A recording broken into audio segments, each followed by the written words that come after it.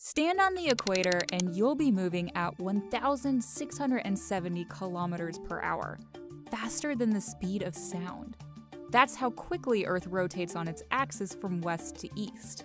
And that rotation is largely responsible for the distribution of every desert, forest, and swamp on the planet.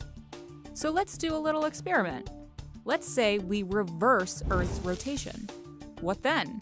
Well, you'll change a lot more than just the sunsets.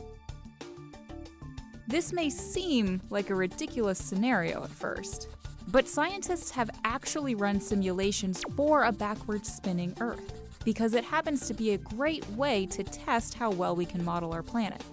So, let's pretend we have a big red button. And presto.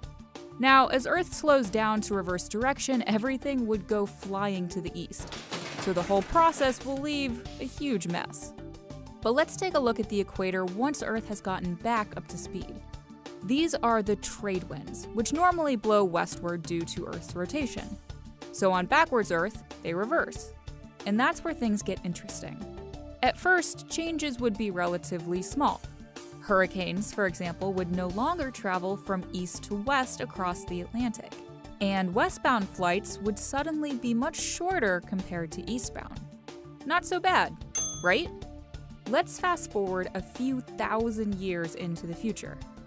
Changes in overall rain patterns would turn Africa's Sahara Desert from this to something more like this.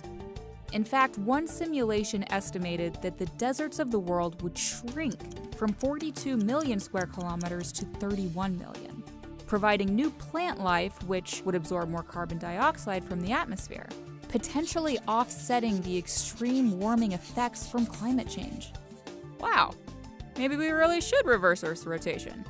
But hold on, if the trade winds reverse direction, it means that other wind patterns change too, including the prevailing westerlies that normally blow east across the northern Atlantic and bring warm winds from the ocean to northwest Europe, keeping winters mild.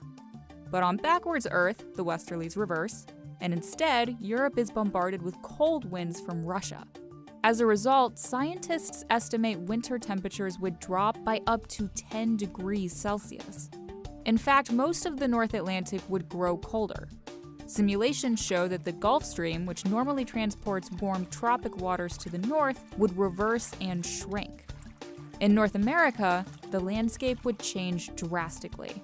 For example, the iconic deserts of the American Southwest would disappear and become the deserts of the Southeast instead.